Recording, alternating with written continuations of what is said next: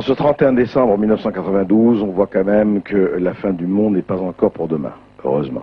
Mais que, il y a des problèmes et on les a posés, sur des problèmes de pollution, d'environnement, des problèmes démographiques, mais effectivement, il convient de les traiter avec prudence et vigilance, mais il ne convient pas non plus de s'alarmer.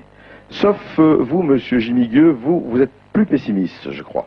Vous avez écrit beaucoup de livres sur les extraterrestres, déjà, notamment Nos maîtres, les extraterrestres, aux presses de la Cité.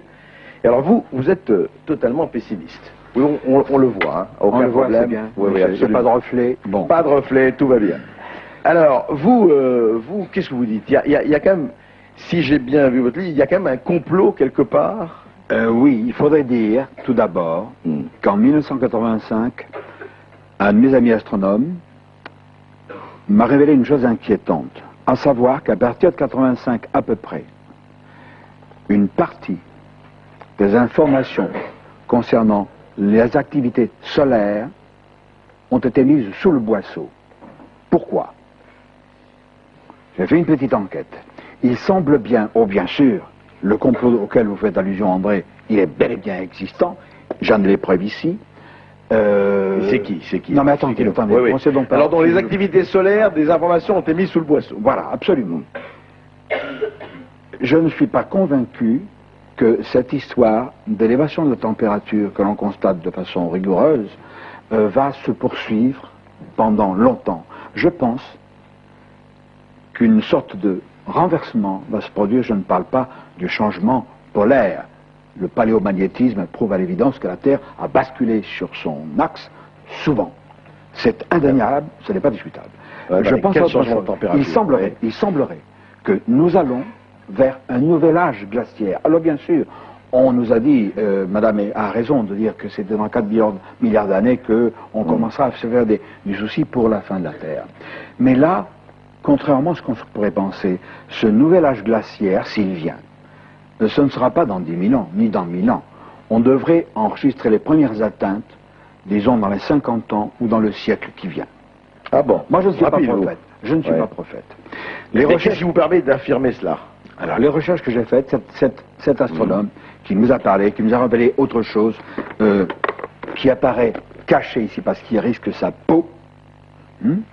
C'est vrai, il apparaît visage caché, sa voix a subi une triple distorsion électronique, c'est vrai aussi. Non mais attendez, qu'est-ce qu'il vous dit? D'accord, il est caché, il a peur, bon, et qu'est-ce qu'il vous dit cet astronome? Cet astronome... Alors qui sont les complots qui mettent les nouvelles sous le boisseau? Il faut donner des précisions. Alors voilà les précisions, vous en voulez, je vais vous en donner. Absolument. Il existe des trois précisions, groupes... des noms, des faits, absolument, sinon on ne vous croira pas. Il existe trois groupes qui exercent une influence terrifiante sur l'espèce humaine. Trois groupes. Oui, la trilatérale. Trilatérale, c'est trois. L'Amérique du Nord, l'Europe et le Japon, à charge pour ces trois partenaires de se partager la planète avec des zones d'influence croissantes. C'est le tiers-monde qui en fera les frais. Alors, d'abord, c'est première partie. Je vous dis, Raymond Barre fait partie de la trilatérale, donc Raymond Barre exerce une influence néfaste sur la planète. Il n'y a pas que Raymond Barre. Moi, je ne dis pas que M. Barre, M. Dupont, M. Durand... Non, mais vous parlez de la trilatérale. La trilatérale, il n'y a pas qu'elle. Alors, second groupe. Le groupe des Bilderberg, qui est un groupe un peu moins connu. Et le CFR, le Council on Foreign Relations, Conseil des Relations étrangères, dont le siège est également à New York, à Manhattan. Ces organismes, qui sont une sorte de super mafia, c'est facile de rire, parce que le public a été conditionné depuis un demi-siècle pour répondre par des sarcasmes dès l'instant où on aborde le domaine du complot, qui est lié au problème de l'ufologie, c'est-à-dire l'étude des extraterrestres et autres, dont je ne vais pas parler aujourd'hui. Alors quand on sait... Qu'est-ce qu'ils font? Parce que vous dites complot. Complot contre quoi? Ils font quoi, ces gens-là? À supposer que vous ayez raison, hélas, il faut très précisément... Oui, enfin, ça reste à prouver. À supposer que vous ayez raison, Gimigueux, qu'est-ce qu'ils font? C'est eux qui empêchent les informations sur les activités solaires de passer? Non, pas du tout. Pas du tout. Alors, qu'est-ce qu'ils font? Il existe dans le sud de l'Australie une ville relativement importante, qui est fermée, qui est close, dont les édifices sont clos, une ville où aboutissent les terminaux d'ordinateurs les plus importants, dont ceux de la Banque mondiale. Il existe également une zone très importante de communication qui dépend de Deakin Street, qui est le centre des télécommunications australiennes, à Sydney. Et c'est là qu'aboutissent ces réseaux. Autrement dit, si cette hypothèse de travail, qui est un peu plus qu'une hypothèse de travail, se vérifie, dans un délai de 50 à 100 ans, les premières perturbations d'inversion de température vont se produire et il y aura des problèmes à 2 ou 3 000 km de part et d'autre de l'équateur. Il y aura donc une bande qui va ceinturer la Terre autour de... Sur cette bande, évidemment, ça ira moins mal qu'ailleurs. Mais Jimmy Gueux, excusez-moi, juste un mot. Quel intérêt ces gens-là ont-ils à nous frigorifier et à se frigorifier? Ils n'ont pas intérêt à nous frigorifier.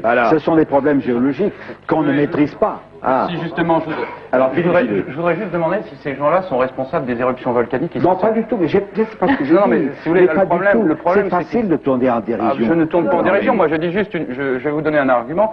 Qu'il y ait des glaciations, que la planète se refroidisse, ça c'est une évidence. On en a des enregistrements tout au long de l'histoire de la Terre. Et le refroidissement programmé, il a commencé. L'éruption du volcan Pinatubo, il refroidira la planète pendant 10 ans, de quelques degrés, c'est 1 ou 2 degrés. En moyenne, à la surface du globe, la température va baisser à cause de cette éruption. Donc c'est indépendant de n'importe quel lobby, a priori, pour l'instant. Mais ça n'a rien à voir. Ils vont profiter, les ayants droit, vous permettez que je termine, les ayants droit qui ne sont pas nécessairement ceux d'aujourd'hui, parce que dans 50 ans, je ne serai plus là, beaucoup d'ayants droit non plus. Non, ils vont profiter de quoi? Oui, alors, cette ville qui existe, qui est une ville neuve, qui n'est pas une ville fantôme, c'est pas la ghost town de l'Ouest. Non, d'accord. Ils vont profiter de quoi? C'est pour recevoir le futur gouvernement de la Terre, qui aura des représentants d'un peu tous les domaines, de toutes les nations, avec probablement des endroits qui descendront de ceux qui sont les endroits d'aujourd'hui. D'accord, je comprends. Alors, vous dites gouvernement de la planète. C'est un chercheur australien. C'est peut-être une chance pour la planète d'avoir un gouvernement unique. Oui, seulement, il y a quand même quelques problèmes aussi. Il y a une gigantesque conspiration, également financière. C'est pas moi, je ne suis pas un spécialiste. C'est un de mes collègues australiens, Cometa, qui m'a fait l'amitié de me passer les documents qui sont publiés là-dedans. Voilà. Et alors, pourquoi le complot? Pourquoi la vis? Pourquoi on met sous le boisseau certaines informations scientifiques? Eh bien, je parle évidemment pour tout ce qui concerne les ovnis, qui était la pire des choses qui pouvaient arriver à l'espèce humaine. Oui, mais j'y viens. Pourquoi? Eh bien, parce qu'à la trilatérale, il y a aussi un ministre qui en fait partie. C'est M. Henri Curien. Monsieur Henri Curien, il y a également de Montréal, des gens de top niveau, des gens extrêmement éminents. Ce ne sont pas des gens comme moi qui n'ont pas de titre scientifique. Moi, je suis un fouineur, je suis un empêcheur de tourner en rond, et il en faut, heureusement. Très bien. Alors, ces gens-là qui maîtrisent l'information. Ces gens-là préparent leur retraite en Australie. Non, pas eux, puisque comme moi, ils ne sont plus là. Ou leurs descendants. Bon, Jimmy Gueux, non, mais il faut s'en rappeler. C'est une hypothèse. Et c'est pourquoi, les gouvernants secrets existent bien. Les gouvernants secrets. Et ça, c'est inquiétant. Enfin, disons que c'est une hypothèse qui reste à prouver. Il y aura du travail.